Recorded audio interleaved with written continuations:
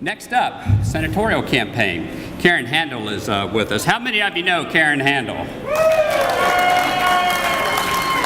Well, she's Fulton's own. She was previously Secretary of State. She was head of our North Fulton Chamber of Commerce. She lives right there in Roswell to her wonderful son, Steve.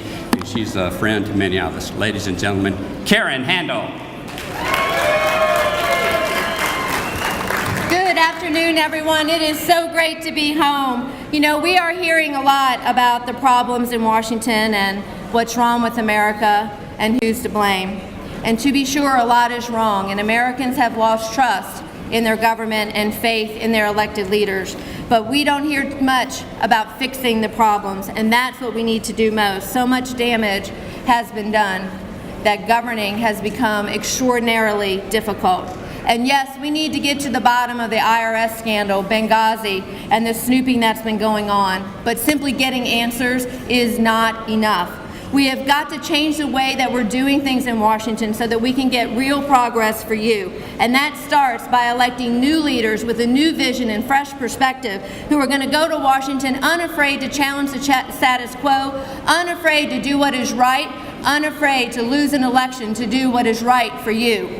We need to start by getting federal spending under control and reduce the deficit. We need real meaningful cuts in downsizing the federal government. We need to reduce the role of federal government and return to the states those activities that rightly belong to our states and let them make the decision about those programs.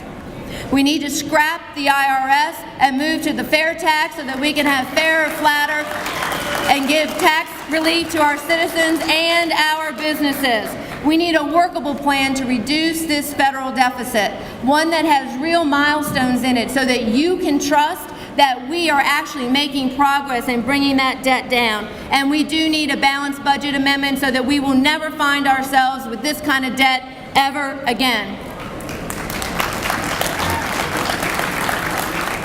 And when it comes to immigration reform, only in Washington could a plan that was trotted out 20 years ago be recycled and called reform. It's deja vu all over again. We are a nation of rules and we've got to enforce the laws that are on the books.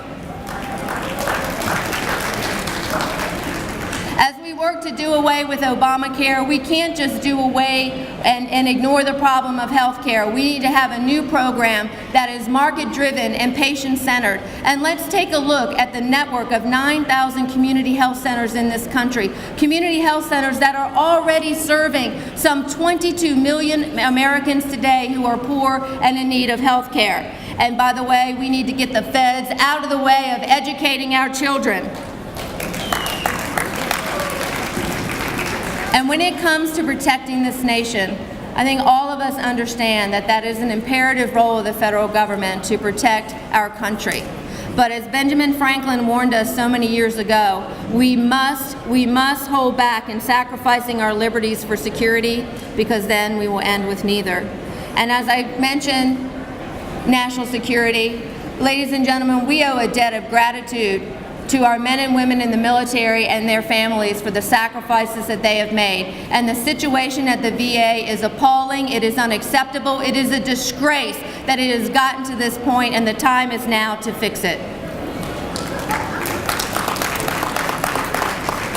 What we need in Washington now is bold action. We can no longer afford the Washington ways of kick the can down the road or get incremental progress just to secure a next election. We need less Washington in Washington. But it is not going to be easy. Republicans, we must live our ideals. We must be for smaller government and lower taxes, even when we are in the majority. We have to fight pork barrel spending. We have to hold the line on